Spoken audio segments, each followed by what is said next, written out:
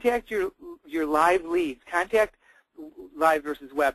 People who've dropped in at open houses, people that have called you, people that have been referred to you, people you've already spoken to that you need to follow up with, people that you may have forgotten about. Whatever leads you have, whether they're live from 800 numbers, from for sale lines, from the web, and then go to your web leads. Now, you don't have to follow up on all your leads. As a matter of fact, it's smart if you've got a lot of them not to follow up on all of them, because you don't want to get distracted. It's the quality of the follow-up, turning as many of those leads as you need to hit your appointment goals. And then contact your referral sources. And we're going to talk specifically about vendor referrals in just a moment. I'm going to give you a script and an assignment. Contact some past clients in your services and your people in your sphere. Find out how their summer's going. One of my clients is setting up a client party in November, early November, and he's calling his past clients and the people in his sphere just to let them know to watch for the invitation coming in the fall. Okay? Contact expired and for sale by owners if those are projects that you do, and certainly contact the ones in your farm. Send every Monday, send at least one and up to as many as 5 or more personal notes. Hey, thank you. You know, I get these from you guys every once in a while.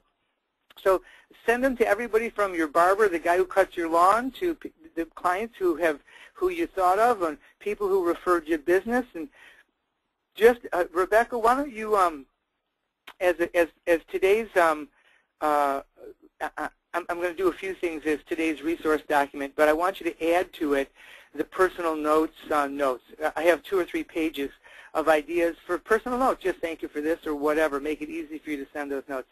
So Rebecca, would you please add that to today's resource document? Be sure to send referral gifts. If you haven't done any other time, do that. But today specifically, I want to talk about vendor referrals. And this was such a successful assignment that I gave to the people in our latest Spark course that I wanted to give to you now.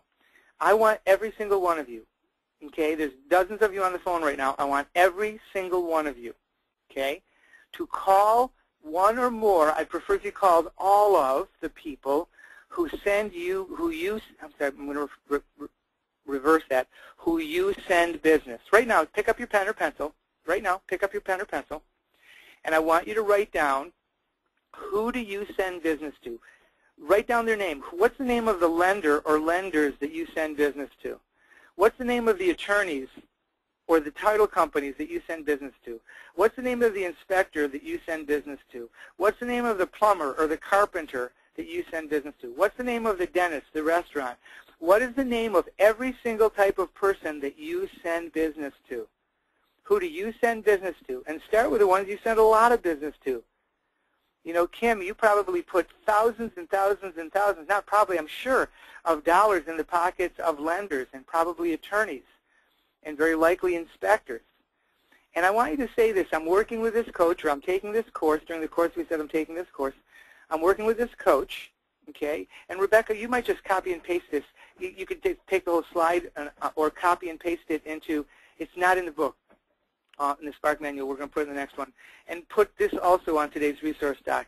I'm taking this course, I'm working with this coach, and we're supposed to call people that we send business to and ask you a question. Do you have a minute? So imagine you're speaking to an attorney, to an inspector, and the question is, you know, if you came across, and now what question are they going to be thinking of?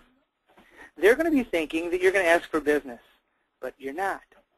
So say this next part slowly so they hear it.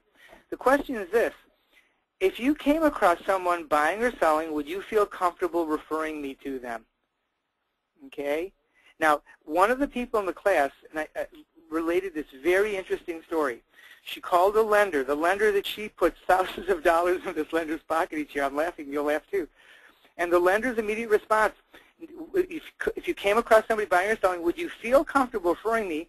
And the lender said no. The lender actually said this. She said, I refer all my business to Sally Jones. You know, it's not really this other real estate agent, because she sends me all of her business, and she'd kick my ass and never send me another deal if she knew I was sending business to anybody else. Now, the agent who was making the call, asking for the business, obviously was a little stunned. And in the pregnant pause, and this is one of those times when you really want to allow the pregnant pause, allow the silence. Don't jump in and say, well, that's okay or anything else, or screw you or anything else. In that pregnant pause, the lender said, realize what she had just said. And then she said, you know what, of course I can send you business. You just have to make me a promise. I'll make sure that I send you some things on a regular basis, but you have to just make me a promise. Don't tell anybody where they came from. Okay, don't tell anybody where they came from. And now that agent is getting a lead here and there from that person.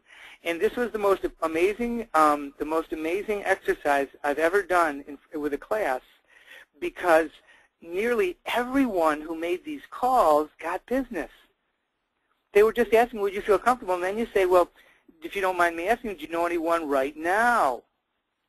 And almost everybody making these calls, because think about it, these inspectors, these lenders, these attorneys who deal in real estate, all their sphere of influence know they deal in real estate. People are asking them all the time for referrals. People are asking them all the time about real estate. People are telling them all the time that they're moving. And then say, you know, would you mind if I stayed in touch and asked you from time to time if anybody, you come across anyone. This is the most powerful way for you to get referrals, and you will get them quickly and consistently. This is a time of year when these people may have a little less business, they're enjoying their lives a little more, when you can take them a little off guard and ask them that question and set yourself up to comfortably stay in touch with them and get a flow of business forever. So it's called the vendor referral script. You may have made notes of it while we were talking, and it will be in today's resource docs as well. Valuable little piece.